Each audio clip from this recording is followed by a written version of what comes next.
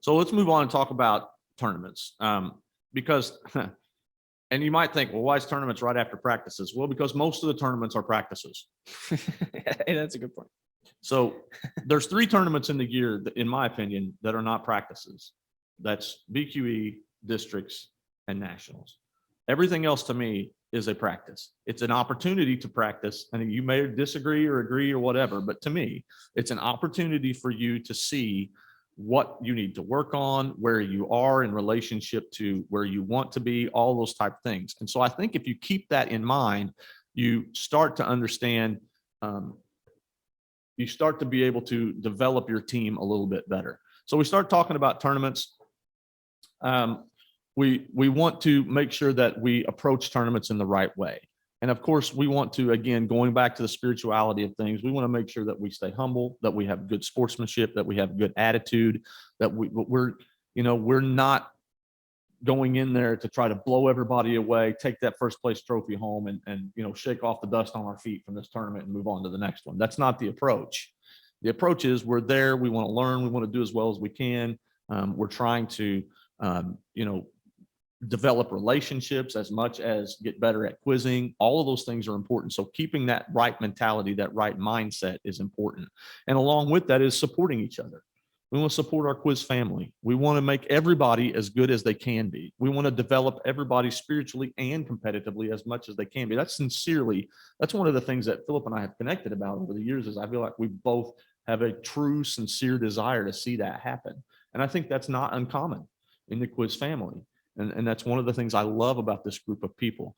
And in support of that, build those relationships. Build relationships. And we've talked about this before, but I literally could break down in any state in the country and be within 2 or 3 hours of somebody that I could call and that could help me. Now that's not a spiritual application, but it's still real. It shows you the relationships that you can build and the network that you can build through this ministry. And there are spiritual applications to that. So build those relationships. And again, don't just focus on your kids. This is a big one as far as supporting your quiz family. Don't just focus on your kids. I feel like a lot of coaches sort of I don't think it's intentional, but sort of get consumed with what's happening in my little unit here. And they don't necessarily allow themselves to minister outside of that bubble. And I think that's huge. Those rallies are important, right? Those devotions are important, and not allowing yourself to be used in a way that God wants to do something with you outside of your own little bubble, I feel like is just, you're robbing somebody of whatever it is that God's asking you to give them. And so I think it's so important for us to just sort of not just focus on our own kids, but keep the bigger picture in mind. Keeping perspective. Hey, understand that if you've got a team full of new quizzers and never seen a quiz board before, don't expect to go to BQE and go undefeated and win the tournament. Be realistic. Now, it's happened, but not very often. Yeah. Be realistic. Understand. Keep a good perspective. Set goals, realistic goals. And those goals don't have to have anything to do with winning. We've had tournaments before where our goal was, I told them, when you go in there, I want you to make 3 friends while you're here this week. That's your goal, because that person needed development in that area. It had nothing to do with Bible quizzing, but they needed to be able to develop some interpersonal skills in their life. They were at that age, they were struggling with it, whatever. Your goal this week has nothing to do with Bible quizzing. Meet 3 people, get 3 contacts. So we have to sort of keep that bigger picture in mind with everything that we do. On the other side of that, development from a competitive standpoint, we've had goals where we thought we were the best team going in, and our goal was to win. That was our goal because that's what we felt like we should do. In the middle between those 2 things, we've had tournaments where we've gone in and said, okay, you've never quizzed before, young man. Your goal this tournament is, I don't care if you get the question right or not, but 3 times during this tournament, they better call your number. I don't care. I don't care if you know the answer. I don't care if you even try to know the answer. I want to hear your number called, because we all know this, there's that hurdle sometimes that young people have that they tend to struggle getting over, just hitting that button. They can do it great in practice, right? But there's just that little bit of pressure in a quiz, and they just can't quite interrupt. You'll be surprised how fast, once you get over that little bump, things can start to come together. And it can be as simple as, I don't care if you get it right or wrong, just hit the buzzer. Just call your number. That's it. Just so you have to be realistic with your goals, set those goals individually and as a team to help build yourself, your team and your individuals, because that's what tournament success is. And this is something that we talked about before, and we'll say something a little bit later. Defining success at tournaments is key. It's not just about winning and losing. It's about meeting some of these predefined goals that you have. Big thing also, as Philip has already talked about, if you don't know why you missed a question, find out, understand. You cannot help your quizzers get better at something if you don't know why it is that they didn't do good at it in the first place.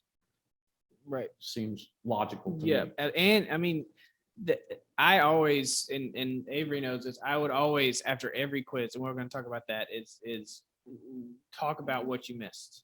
You know, you have to know what they missed. You may have to take note of it.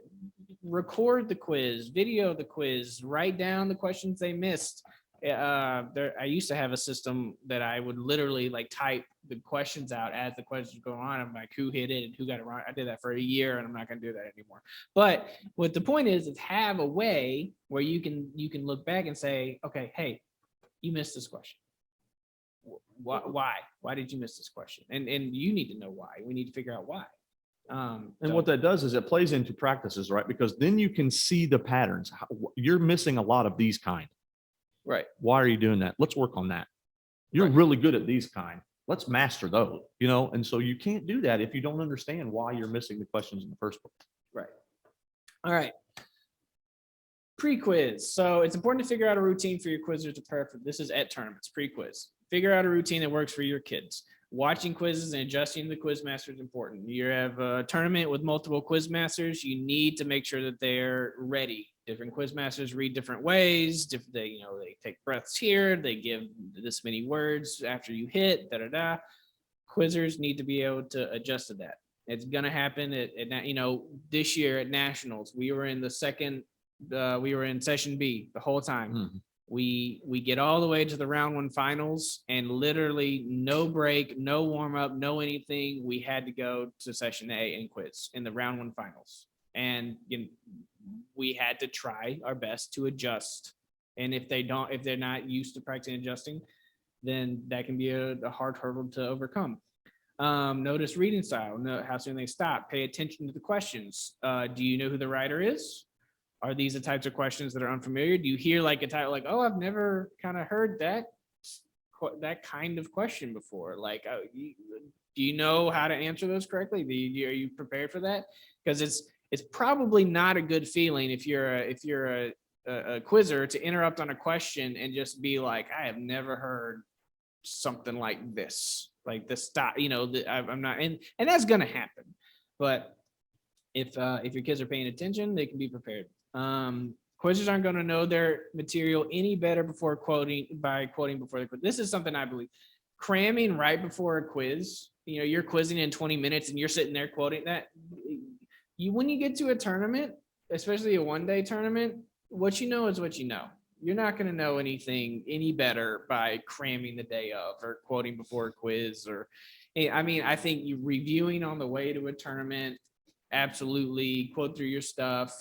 But once you get through the day, I'd rather my kids be making friends, hanging out, fellowshipping, watching quizzes, paying attention to the quiz master, thinking about the questions, than like quoting and charting. Like that's, to me, it's just what you know is what you know once you get there. That can change over multiple day tournaments, obviously. But and one of the things I think to speak to that too is that we always did is sometimes you want to do something just to get them in the right frame of mind. Oh, that's right? true. Yeah, absolutely. Like I would say, hey, just do your cards what I would call the easy way. Just do a half your card. Just quickly, just go through and just give me the reference on them. Just because it kind of gets your brain in the right sort of place, right? Absolutely. But I 100% agree. You shouldn't do it to try to know your material better. Exactly. Like that. It's just at that point, It's It is more what it about is. getting in the right mindset than it is about trying to study and learn at that point. And there may be kids where that would work really well. And there may be kids where they need to stand on their head outside in the rain. I don't know. Every kid's different. Okay. That sounds like the kind of kid you would have been. Probably. And it's important to have a prayerful, Can you see focused that? attitude, but also be relaxed and able to fail. So I need you to do everything perfect. I need you to be relaxed and focused and tense and chill and funny and serious all at the same time. Now, Go. No, it's important to keep perspective, to be prayerful. Every term, pretty much every morning, I shower every morning. In the shower, I pray, God, your wisdom today, your words, not my words. Like I can't do it without God. And I know for a fact that God's given me the words to say to my kids at the right times, many times. Because I'll say, like, we'll have a timeout and I'll say something and I'll be like, and I'll come back and be like, I have no idea what I said, but I know that was God. It was not me. And we can't do that if we don't have a prayerful, focused attitude. How do you go about finding out what question writer is important? It's not something that just broadcast. yeah, typically it's more difficult to find that out pre-tournament than post-tournament.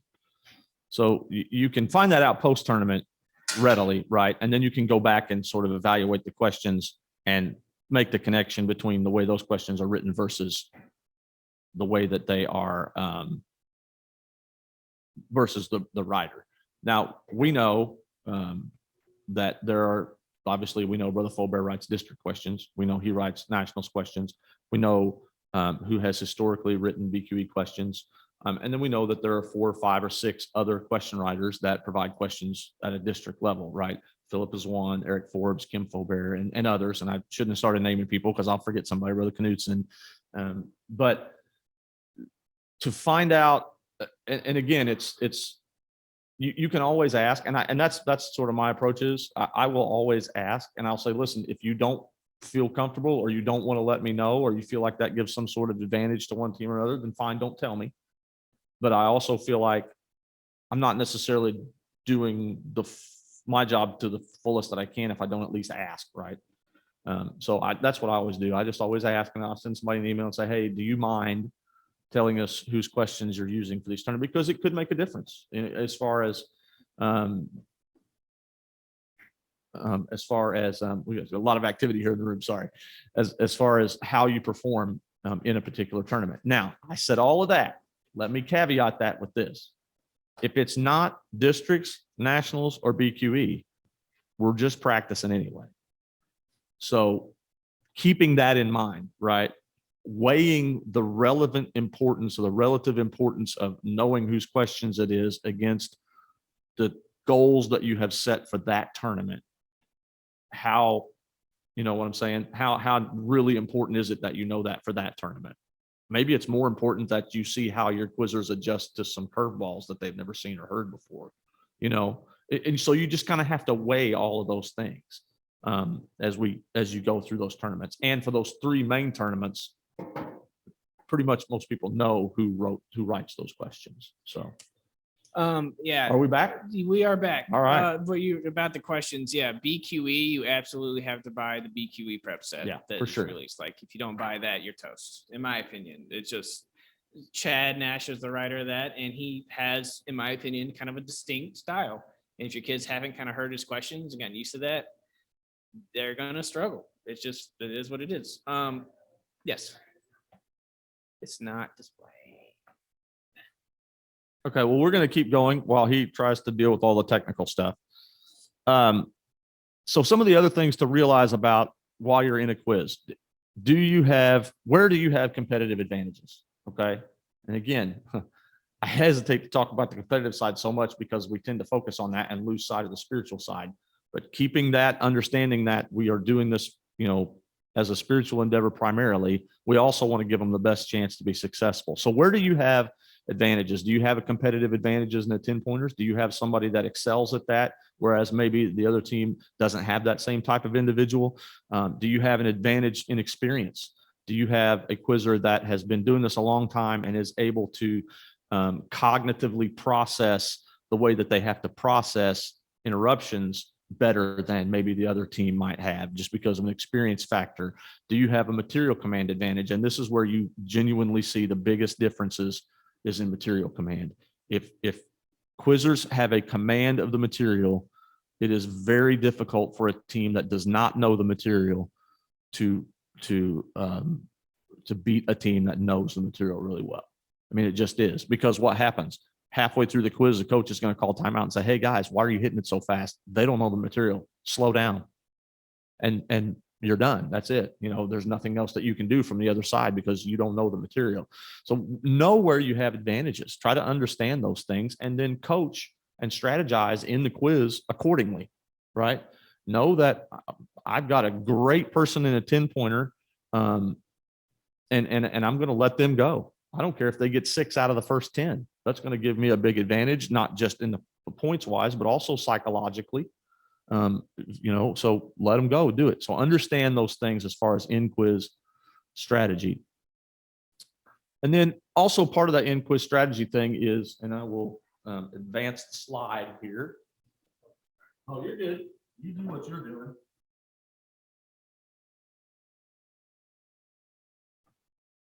And I'll try to figure out how to do what you were doing.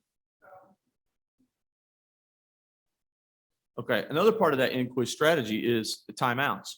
So as we're working through our in-quiz approach, we have to understand the value of these timeouts. A well-timed and effective timeout is huge. I tell my quizzers this: timeouts are gold. Don't make me take one. I want to take a timeout when I strategically need to take a timeout, not because the other guys got 4 in a row and it's 10, 11, 12, and 13. There are things, and we will talk about later, that the quizzers can do to affect that don't cost the coach the timeout. You only get 2. I mean, teach your kid to stand up and contest to break the momentum. Don't call a timeout if you don't have to. So utilize those different type strategies, because timeouts are gold, and using them in the right way, in the right timing, can swing a quiz one way or the other. But Philip, you want to take it from there? Yep. Okay. Sorry about technical difficulties. We're just having a little issue with our connection to put the slide on the Zoom stream, but our tech guy's coming. I did try to adjust it to where everyone on the Zoom stream can see the slide here. All right. So timeouts. What did you just say? Just the first bullet. Okay. It's critical to save one timeout for the end of the quiz. This is pretty obvious. We've all coached. We know you kind of want one to save one for the end, right? If at all possible. I actually like to say 2 for the end. But yeah, that's true. But there are situations where you need to use both early in the quiz. We had one at nationals. I had to burn both of them.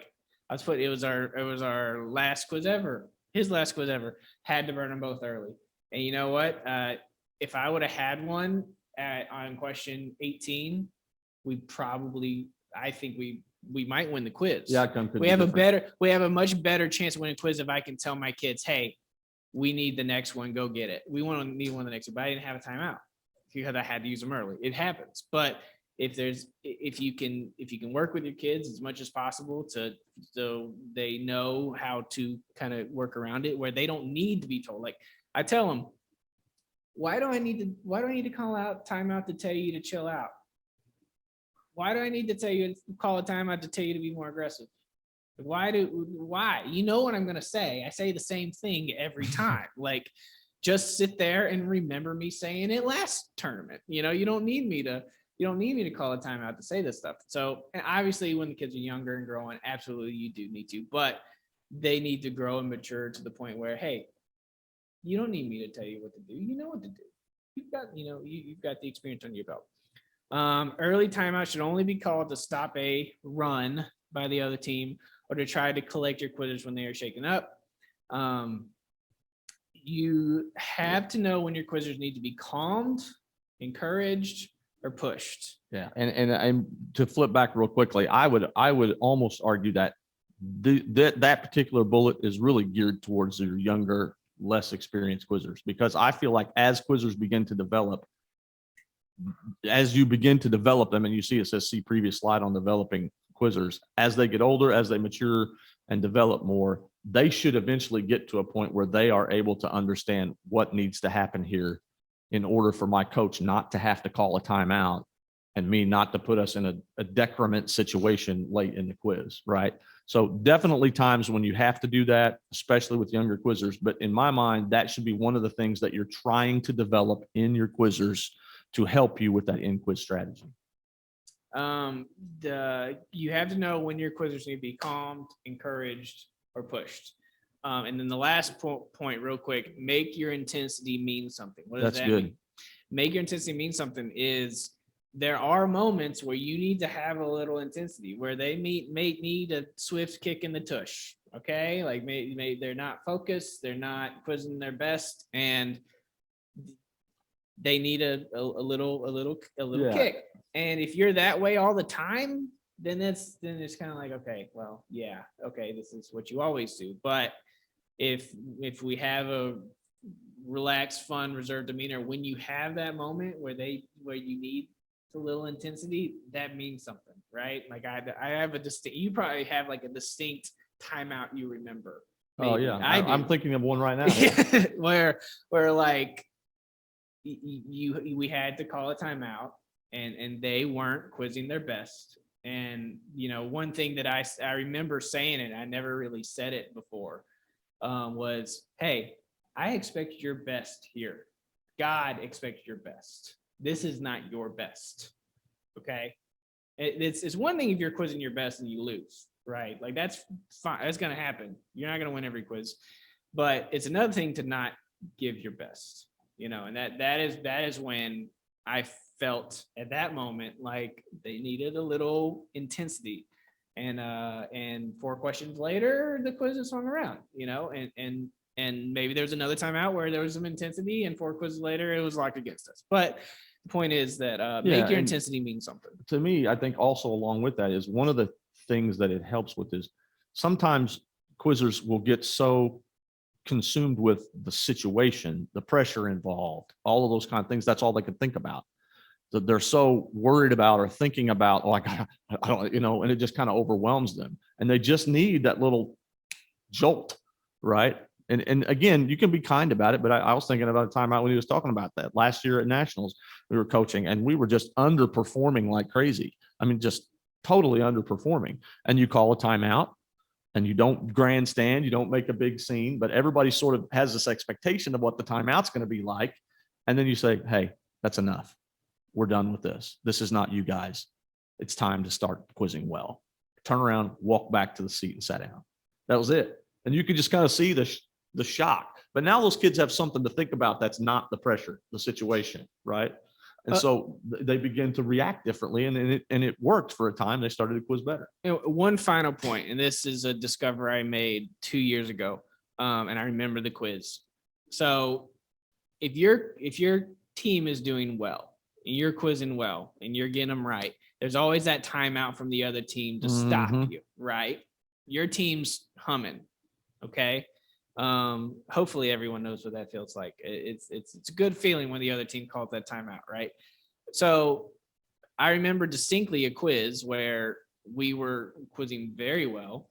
The other team called a timeout, and then I go and I start talking to the kids. I'm like, and I'm telling, okay, I'm just talking to them. And then after that moment, the quiz completely swung. Like it worked. Their timeout worked.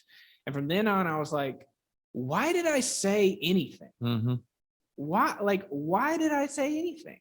They're fine. They sit through deliberations all the time. Hopefully your kids are good whenever there's a contest or anything, they stay locked in when they should learn that. You grow from that.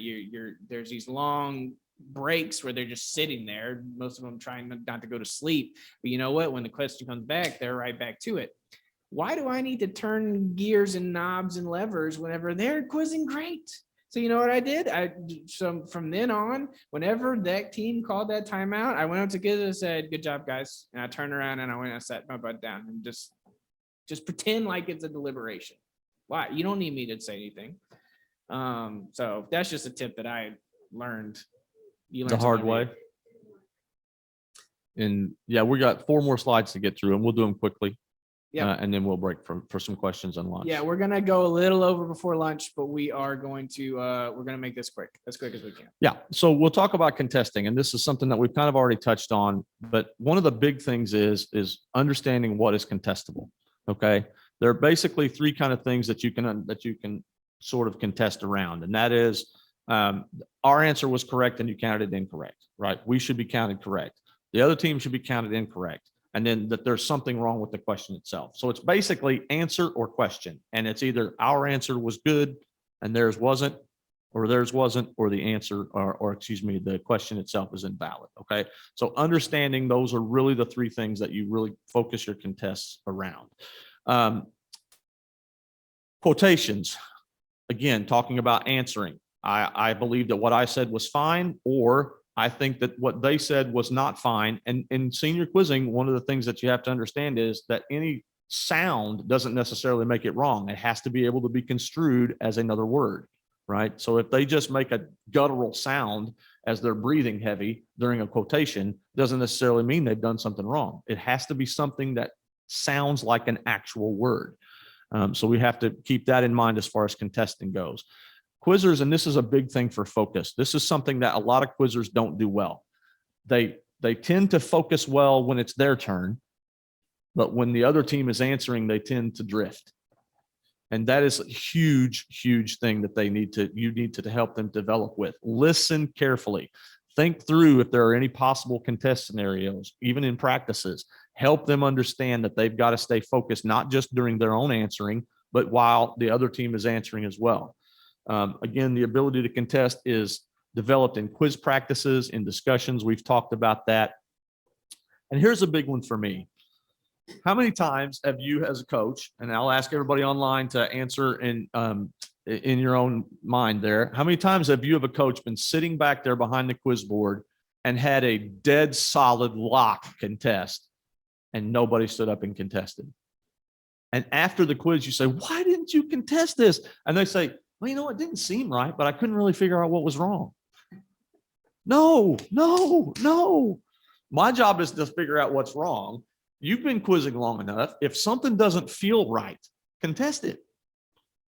Especially your more experienced, mature quizzers, I would say to them, if it just doesn't make sense, if this question just doesn't seem to fit right, contest it, because there may be something there that my assistant coach and I have been sitting back here talking about for 2 minutes that you didn't think about in the 30 seconds that you had. So contest it. You got 4 of them. We'll tell you when to stop. Don't be afraid to contest, even if you can't figure out specifically what's wrong with it. And then the other thing is who should take the contest down. And I think that this really depends on the type of contest that it is. For me, I believe that if there's a contest that is trying to convince the judges that whatever it was that was said or done misled the quizzer in some way or another, or caused them to think in a direction that wasn't where the question writer intended, it's very difficult for me as a coach to go down and say, hey, you tricked my quizzer. That has a lot more, has a lot more effectivity when it's the quizzer themselves saying that, right? So if I have a question like that and the quizzer is at a place where they are capable of forming the argument correctly and delivering the contest, I'll say, okay, that's yours. You got it. On the other side of that, there are a lot of contests that they may have an idea, but don't really understand the best way to formulate it or articulate it or craft it and take it down to the judges in a way that makes the most sense, in which case the 50-year-old experienced person may have a little more ability to do that. So I will take it down.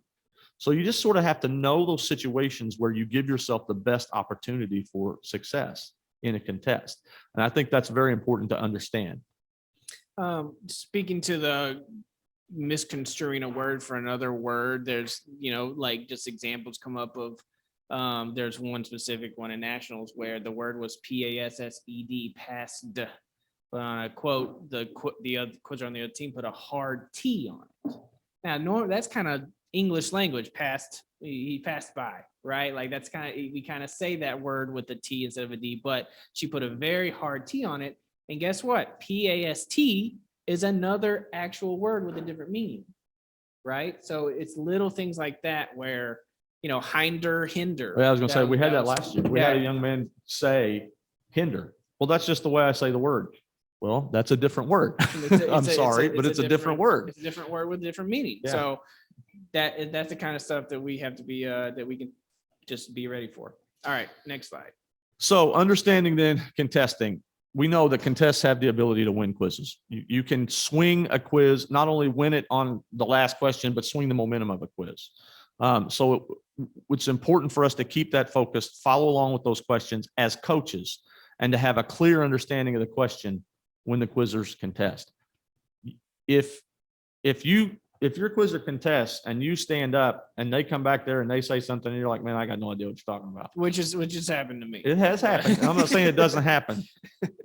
But the point is, don't be sort of in your attempt to stay relaxed. Don't be just sitting back there goofing off, not paying attention to anything that's going on. And your quizzer has to educate you for 45 seconds before you can even decide whether or not this is a contestable thing, right? Be following along, stay up with it, understand what's happening in the quiz, the situation. Another part of that is whether or not you take that contest down depends a whole lot on game situation, not just on whether or not you think it can be granted, right? And we'll talk about that a little bit as we go through here. Make sure that your quizzers take their full time. If you say, okay, go ahead and take that down and they got 20 seconds left, say, hey, take your time, make sure you think this through, understand exactly what it is that you have to say, and get down there and say it. Take all the time you have. And then crafting the contest is so important because it's not just, you can't just go down there and Brother Fulber will tell us all this all day long. We've heard it a whole lot of times. If you just come down here and tell me that something was wrong, you're not going to get your contest granted. You have to give them something to grant. You have to say, what was wrong and why it was wrong. What difference does it make? And what the results should be. And what should happen. Right. So you kind of have to keep those three things in mind. This is what happened was wrong. Either the question was wrong, they did something wrong, or I did something correct. This is what was wrong with your ruling. This is why it makes a difference. Okay. This is how it's different. And then this is what we believe should be the result of this contest. And you have to sort of present all three facets of that contest, or it's not going to happen for you. So keep that in mind. Practice that. That's what I mean by not just practicing stand, state, and wait. Practice those things, articulating that. Take into account the time spent deliberating on the ruling before you contest.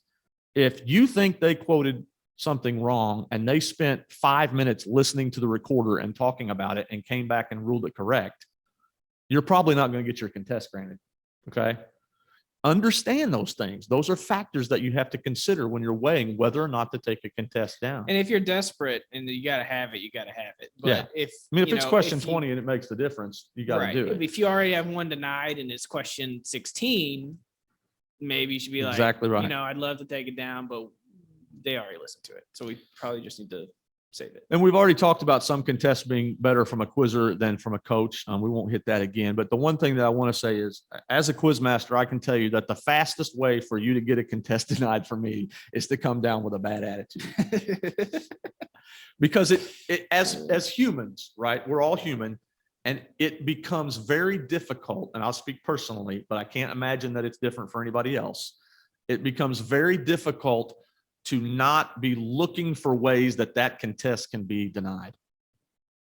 It becomes a struggle, right? For me as a quiz master, and I'm just open, honest time to say, to not be automatically tilted, slanted toward denied, and take that much more convincing to get back to contest, as opposed to having an open and balanced approach to it, just because of the way that it was presented. If somebody comes down confrontational, it just puts you off right away, right? So it's very important to always come down with a good attitude, be gracious, thank them for what they're doing, whatever it is, but just to have a kindness about the way that you do things. You can disagree and still be kind.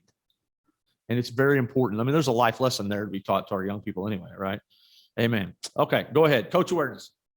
All Two right. slides and we're breaking for lunch. All right. Oh, And I'm three smelling it. including this one. All right. Take the long-term approach throughout the whole season. You want to win the quiz in June. Your team is not going to be the same that is in January and June. Your team's going to grow and develop, and you have to keep that in perspective. Pay attention and take note of the mistakes your quizzers are making. We talked a lot about that. I can't hit that enough. Know what your quizzers are getting wrong. Figure out how to help them overcome those. Always, always, always check the score. Oh, Every timeout. Everyone should that already know seems like this. one of those things where it's checked to make sure it's plugged in, Right. but you'll be surprised how many Yeah. times we forget to make sure it's plugged in. And it's just you just have to verify it every time. I can't tell you the heartache that I've experienced, especially years ago. So what the pay attention, take note of the mistakes you're making, figure out a way to if you have to write it down, if you have to just, I don't know, figure out a way to make note of the questions they missed so that you can talk to your quizzers about them later. This is in quiz is what we're talking about. Coach awareness in a quiz. That's what this slide's about. Sorry. A lack of coach awareness can lose quizzes. It can affect contests. It can affect the timing of timeouts. And unfortunately, it can affect the final score. If you're not engaged, you are risking hurting your kid's success.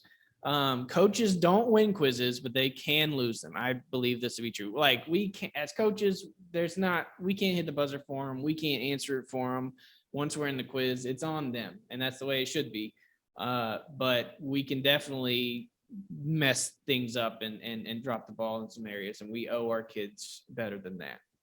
Think ahead, don't get caught off guard. A lot of this is talking about is at the end of a quiz, strategically, the other it's question 17 and the other team hits it and they're deliberating on the ruling. You should know what you need to do if they get it right, what they need to do if they get it wrong. You need to be 1 or 2 questions ahead at all times. You need to know, okay, if they miss this and we get the interruption, I need to call a timeout because it's locked.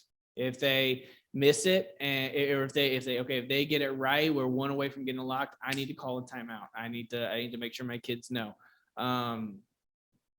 You need to know in those situations where you need to tell your kids, hey, we don't need the reread, guys. If they miss this next question, don't get the reread because it's locked. If we miss it, they can get the next question, whatever. You need to be on top of that stuff. This is obvious stuff that we don't really need to, but it's important, guys. It's do your best to be a couple questions ahead, especially at the end of the quiz. All right. Yeah, and I feel like this next slide kind of falls into that category too. We'll just touch on it briefly. And we've talked about much of this stuff already, but again, talking about developing your quizzers, teach them to kind of feel their way through the quiz. And by that, we mean understand game situation, what's happening, what can I do here to adjust to affect the way this quiz is going. So teach them to understand how they can do that, understand the ebbs and flows of the quiz. Momentum is a real thing. It is in sports. It is in quizzing. It's a real thing. And how do we affect that? How can we turn that? So understanding those things, like maybe contesting when you've got nothing, but they've just got 4 in a row and your coach is out of timeouts. Okay. Understanding those things, develop those quizzers to help do that. Another thing that we want to, how many times have we seen maybe a quizzer, quiz out on getting rereads and then they weren't there when we really needed them to be there on question 18 because they quizzed out on rereads. Meanwhile, you got another quizzing sitting there that's only got 2 correct that knows the material. Well, they need to develop during quiz practices, use that time, help them understand. All right, if this person's got 6 correct and we're question 14, don't let them get any more reread. You get the rereads. I shouldn't have to call a timeout as a coach, right? I don't want to have to call a timeout to say, okay, you got 6 correct. Don't get any more rereads. I believe that as you develop your quizzers, they should get to the point where they can make those adjustments themselves and understand those things themselves. Same thing with if another quizzer is struggling. I mean, if somebody is really struggling and just needs a confidence boost, well, it might be your turn in the rotation, but let them get the reread, because that could benefit the team greatly as you go further into the quiz. Making these sort of in-quiz adjustments from a quizzer perspective as you kind of feel your way through the quiz is in my opinion, a big part of development of quizzers that sometimes gets overlooked. And I feel like this is a good slide to hit that. Anything from you, Bill, on that? The biggest thing is sometimes early in the year, it's good to let your quizzers kind of feel their way through situations a little bit and see how they adjust and let them experience that. Sometimes it's okay for them to kind of fall a little bit and pick themselves back up and to learn that long-term season strategy. All right, last one, post-quiz. This is an excerpt. Don't let your quizzers get too high after a win or too low after a loss. Don't allow them to gloat in victory or play the blame game in defeat. Teams who bite and devour one another won't be teams for long. Your standard should be that any quizzer who cannot approach the quiz table with the right attitude risks not participating in the next quiz at all, even if that's your highest scoring quizzer. Don't compromise the bedrock principles of the Bible quiz ministry, anointing, unity, humility, faith, etc., for the chance to win just a single quiz. Amen to that. I think Avery's probably thinking right now about a quiz in juniors where they had bad attitudes, and I told them if I basically said, you want to spend the next quiz next to me, you can keep this attitude up. I mean that, and truly, I meant it. You know, like if you don't prefer each other, if you don't love one another, you don't have unity, humility, then you can hang out with me. I mean, that's it is what it is. We're not gonna quiz with a bad attitude. Get your team together ASAP. This is post quiz. Get your team together. It's very easy to lose your team after a quiz. They go talk to mom, they go talk to friends, they go celebrate, they go cry, whatever they're gonna do. Okay, it's hard to get your team. So try before they go run off. Try and get them together. Praise what they did well. Address mistakes and lessons they can learn. I always address mistakes. But what else I did? I also told them what they did well. I also praised them for the things that went right, because we can't just be negative, right? We have to tell them what went well, praise them, and then we have to give them constructive criticism on things that we can do better. What mistakes? Even after we would win a quiz by 150 points, I would still address any mistakes that we made. And not out of like being mean, do it in love. Be like, hey, we missed this one. How can we avoid that next time? And maybe that's, cynical or whatever. I want you have to just pushing that, address mistakes, figure out what you're doing wrong, figure out how to fix them and avoid them in the future. Always be encouraging and be sensitive to the Lord and your quizzers, and keep the big picture in mind.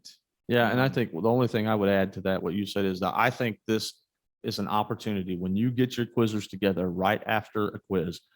It's an opportunity to influence their reaction and help them develop how they react to any situation. Big time win, painful loss. You have the chance in that moment to develop them as quizzers, yes, but also as people, as Christians, and help them understand how we should react to this. What should be I know we're emotional one way or the other, but what should we do here? What are the takeaways here? How should we go forward here? And I feel like, as Philip said, if you don't do that right after that quiz, you've lost that chance forever. You never get that moment back. When those emotions, one way or the other, are so raw, you never get that moment back. And so I think one of the things that I really, really focus on for myself is to try to prepare myself mentally during those last few questions of the quiz for either way it goes, so that I am able to be in that spot and not be emotional myself to the point where I can't affect that in a positive way. Because I just feel like you never, ever get another chance to influence those kids in that situation outside of that moment. Your goal should be to develop yourself and your kids to the point where if you lose, you need to be happy for the other team. I mean, still, like, truly, like, we lost our last quiz and at nationals this year, and it was against our friends. And guess what? Only one team didn't. It was the first time they had beat us all year. We quizzed them multiple times all year. They hadn't beat us all year. It was the first time. And you know what? Like, you can be happy and sad at the same time, I guess, and it's we have to keep the big picture about this thing, and it's about our kids. And I was happy they quizzed so well, and they deserved it. And sometimes you have to sometimes you just have to accept God's will and just give it to God and know that He has a plan, and know that it's not all about that's winning. the thing too. And I always say this to our quizzers, and we'll do this, and if anybody has any questions, we'll take questions and we'll eat. It's just this simple. We do our absolute best and let God take care of the rest. That's it. That's all there is to it. You apply yourself as much as you can. You go through all this stuff. You do everything that you can do to put yourself and your kids in the best possible position to be successful. And then you live with the results, knowing that it's in God's hands. We've done everything we can. And it gets sort of back to Zechariah, right? Right. And we'll talk about that at the Right. end. Any questions from anybody? Any questions, Brother Avery? Wait, hold on. Come say it in the mic. Or you have a mic? Okay, we have a question mic now. We are moving and grooving and We're trying to upgrading see in if real it's going time. to work. Can you guys hear Danielle? Can you just say someone throw in a comment in? No?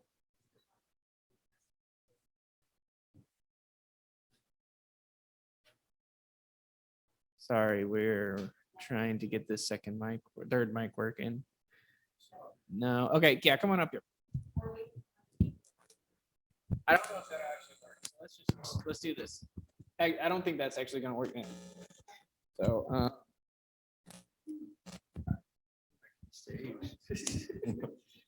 Okay, so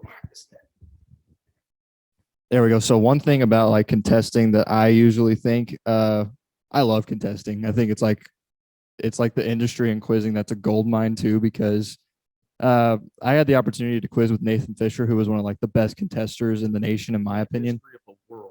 Yeah, he was great. And what Nathan taught me was nitpick every single question. Like, and it got to the point where I was literally looking at every question, like, okay, how could I contest this question?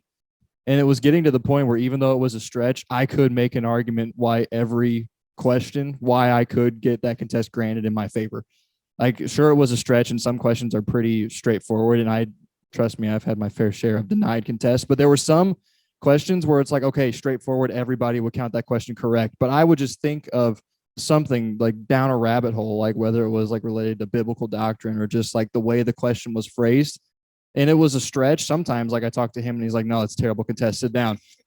But other times it's like, okay, that could work. And sometimes I've taken it down or he's taken it down and it's swung the quiz in our favor just because I had a hunch and I just kind of ran with the rabbit hole, So I would instruct and kind of teach your quizzers to nitpick every single question and think of a way that they could contest every single question. And from a bigger picture perspective, what that's done is it's taught Avery how to critically think about the Word of God, how to dive below the surface of the words and get into what the content and the context is all about, to comprehend it. What is the breadth and the height and the depth thereof? That's what we're doing. And that right there is a testimony to what we're trying to do in these young people.